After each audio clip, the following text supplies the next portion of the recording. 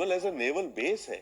Exactly. तो अगर उसी से जुड़ी तस्वीर इस वक्त अब हम स्क्रीन पर देखें, ये चौतरफा चल रहा है, तो रशिया ने ऑब्वियसली आइडेंटिफाई करे होंगे जो की एसेट्स हैं, naval bases, air bases, army bases, हर तरफ से रशिया मिसाइल्स या बॉम्बर्स से बॉम्ब्स गिरा रहा है, ये दिख रहा है अव्वल. दूसरी बात, डॉनबास में शायद रशियन सोल्जर्स डॉनबास की पूरी प्रोविंस को कंट्रोल करने में है. अभी Russian boots on the ground नहीं है. शायद बेलारूस से जो पिक्चर्स आ रही हैं टैंक्स की, आई डोंट नो, अगर वो है तो वो अलग बात है. बट अभी हमने तस्वीर देखी जिसमें रशियन टैंक दिखाई दिया, कहा जा रहा है बेलारूस के रास्ते यूक्रेन में एंटर कर रहे हैं तो अलग बात है. बट आई डोंट नो, दावा किया जा रहा है. दावा किया, हाँ. अगर एंटर किया तो then it's a different game. Then तो ये हो जाएगा कि Russian boots on the ground आ रहे, नहीं तो अदरवाइज अभी मिसाइल्स और बॉम्बर से अचीव कर लेंगे अपना टारगेट है कुछ हद तक. और ये तस्वीरें तो हम देख रहे हैं, अब ये ऐसे लग रहा है जनरल सिन्हा कि हमने एयर में किस तरह से प्रहार किया जा रहा है वो दिखाया, और अब ये नेवल बेस पर अगर हमले की तस्वीर जो हम दिखा रहे हैं ओडेसा में, ये ऐसे लग रहा है कि Russia is going all out. Aditi, लड़ाई के पहले वॉर रूम में टारगेट डिस्ट्रक्शन प्लान, वो टारगेट को 2 हिस्सों में बांटा जाता है. मैं अपने आर्मी के अनुभव से बता रहा हूँ. पहले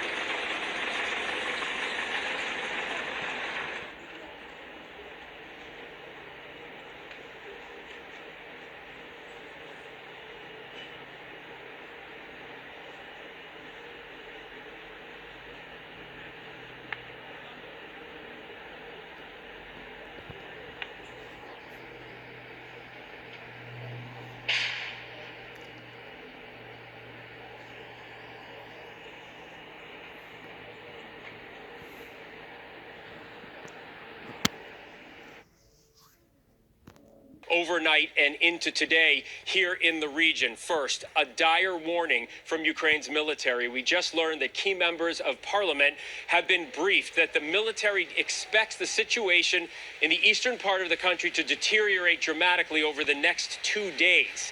That's from the military. According to sources, 4 sources familiar with the briefing, the fear is Russia may launch a major attack on 2 cities beyond eastern Ukraine. One, the second largest city in Ukraine, which is about 20 miles from the Russian border, and then a city in the south near Crimea, which Vladimir Putin already annexed back in 2014. This is all after the state of emergency was declared by President Zelensky, and the military has been ordered to call up reservists 18 to 60 years of age, many with combat training. President Zelensky says not to fight right now, but that the country is on a heightened sense of alert because, Diane, they just simply don't know what Russia's going to do next. And we are covering every angle of this crisis. So, Phil, stay with me. I also want to bring in foreign correspondent James Longman in Moscow, White House correspondent Mary Alice Parks in D.C., and ABC News contributor Darrell Blocker, the former CIA deputy director of counterterrorism, for more on this. And Darrell, I'd like to start with you. Ukraine's government says a new cyber attack has hit several of its government ministries, knocking their websites offline. What does that tell you? And is this going to be another kind of warfare that's happening in the background of what we're seeing militarily? Absolutely. It's probably one of the new modern warfare where no lives have to be lost, where they can take down entire networks, where they can sow dissension, confusion. So that is, along with the disinformation program that's already been launched as long as 8 years ago when they annexed the Crimea. Mary Alice, how is the U.S. likely to respond if Russia does go ahead and attack areas outside of these separatist regions? Yeah, Diane, that would be that kind of major escalation that the White House has been warning about. I would assume the White House would respond by lobbying the biggest, most forceful sanctions that they still have available to them. You know, things they've been talking about, like potentially sanctioning Putin himself, import-export sanctions, moves on Russian banks. I mean, they have threatened to bring sanctions that would be crippling, would be so costly, unlike anything we've seen before. We've seen them starting to ratchet up towards that, but if Putin were to attack major Ukrainian cities outside that eastern Donbass region, that's the kind of move that would trigger sort of the biggest, heaviest sanctions from the U.S. government. And James, Russia is warning that U.S. sanctions will be met with a strong response. What do you think that means? in sort of typical fashion, a threat, but not very clear what it actually means. There's been a lot of bluster today about these sanctions. They have been saying that, Russia has been sanction-proofing its economy for months and years. I remember a couple of months ago there was talk about how everyone should be buying Russian cheese because you might not be able to get French cheese anymore, but obviously an economy can't run on cheese. But this is just part of the way that Russia deals with these things. It likes to insult the West rather than, give any kind of real answer. I should say that, Maria Zakharova, the spokesperson here in the Foreign Ministry, who likes to give pretty insulting public commentary, she's been speaking today, and she's been basically saying that sanctions would have happened anyway. It doesn't matter what Russia does. And it's just part of the narrative that this is just par for the course with dealing with the West, that Russia will be the eternal enemy of the West and there's nothing that it can do other than defend itself. So it's been basically readying its people for the possibility that life will just start to get more and more expensive. I mean, it's debatable whether or not sanctions ever work anyway. I mean, a lot of these sanctions will hit individuals with a lot of money. So yes, travel bans will obviously impact them, but when it comes to their money, I mean, it's quite actually difficult with very rich people. When you're thinking about billionaires, they can hide their money pretty easily and get around these things. So, and a lot of the time, countries often don't implement them as hardly as they say they're going to do. And Russia kind of knows that. But over and above it, Russia just enjoys the debate around these things because it just solidifies the image they can portray to their own people here in the country that the West is out to get them. And Phil, you mentioned a potential refugee crisis. What kind of plans is Poland putting into place in the event this does escalate? Well, Diane, there are plans. They're not being released publicly, but this is what we do know. The U.S. has sent nearly 5,000 troops here to Poland, 82nd Airborne Division, and they have been working very closely with the Polish authorities and the military and the police along the border. As I said, Lublin, where I am, is about 60 miles from one of the busiest border crossings for Ukraine into Poland. And if the scenario that Mary Alice was laying out actually comes to fruition, it would push tens of thousands of Ukrainians this way toward Poland, and then these border crossings, 8 of them up and down the border, would become very important. What happens to the Ukrainians who are trying to come into Poland? Are they all of them allowed in? If they are, where do they go? Those plans have not been released, but our military, at least 5,000 members of them, have been working on what to do if that scenario happens. And with the increased tensions and the sanctions that James is talking about, it's looking more and more like that may be possible by the day. Diane? Now, those U.S. troops that have been deployed to neighboring countries, do we know yet what their role will be? Phil? Well, we know what their role won't be, for sure. President Biden has said these troops are not going to fight in any way, shape, or form. He's even said they're not going in to Ukraine to rescue U.S. citizens, that they will need to come here, and there is a plan for U.S. citizens once they get to Poland. But we do know they are here to assist in what could be a major refugee crisis.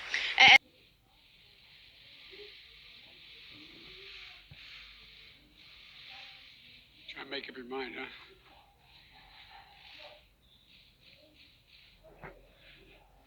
Well, good afternoon. Yesterday, Vladimir Putin recognized 2 regions of Ukraine as independent states. And he bizarrely asserted that these regions are no longer part of Ukraine and their sovereign territory. To put it simply, Russia just announced that it is carving out a big chunk of Ukraine. Last night, Putin authorized Russian forces to deploy into these regions.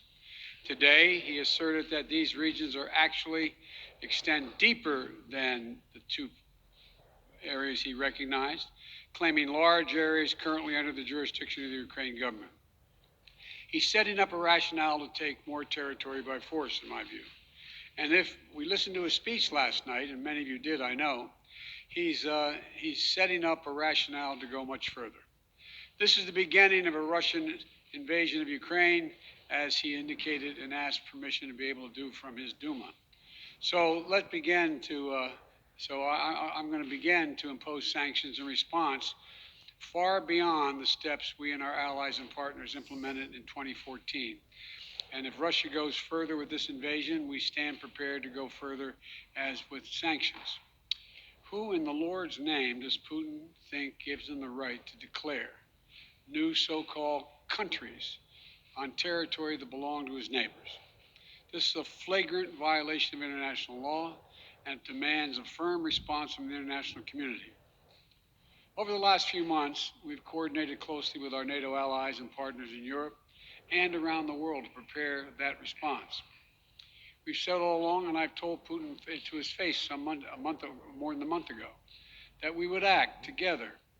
And the moment Russia moved against Ukraine, Russia has now undeniably moved against Ukraine by declaring these independent states.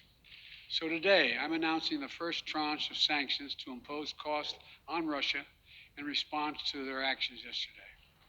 These have been closely coordinated with our allies and partners and will continue to escalate sanctions if Russia escalates.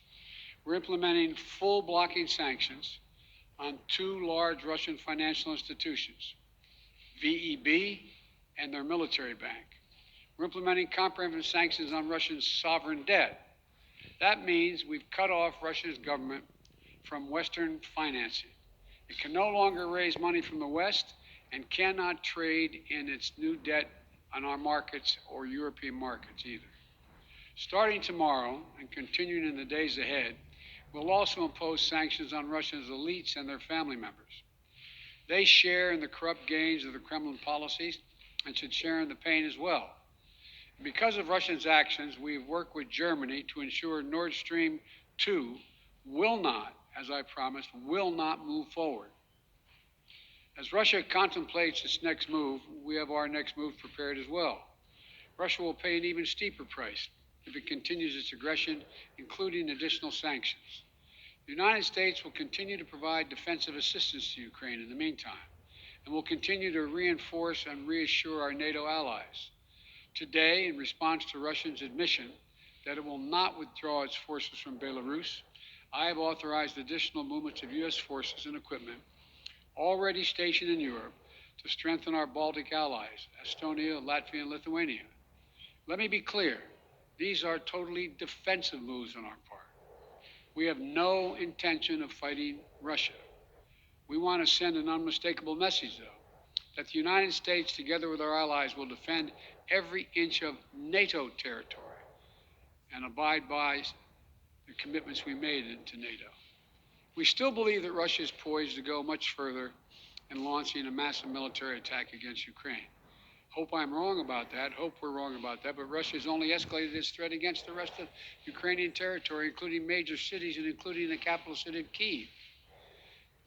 There are still well over 150,000 Russian troops surrounding Ukraine. And as I said, Russian forces remain positioned in Belarus to attack Ukraine from the north, including warplanes and offensive missile systems. Russia's moved troops closer to Ukraine's border with Russia. Russia's naval vessels are maneuvering in the Black Sea to Ukraine's south, including amphibious assault ships, missile cruisers, and submarines. Russia's moved supplies of blood and medical equipment into position on their border. You don't need blood unless you plan on starting a war. Over the last few days, we've seen much of the playbook that Secretary Blinken laid out last week in the United Nations Security Council come to pass. A major increase in military provocations and false flag events along the line of contact in the Donbass. Dramatically staged, conveniently on-camera meeting of Putin's Security Council to grandstand for the Russian public. And now, political provocation of recognizing sovereign Ukrainian territory as so-called independent republics in clear violation, again, of international law. President Putin has sought authorization from the Russian parliament to use military force outside of Russian territory. And this set the stage for further pretexts of further provocations by Russia to try to justify further military action. None of us should be fooled. None of us will be fooled.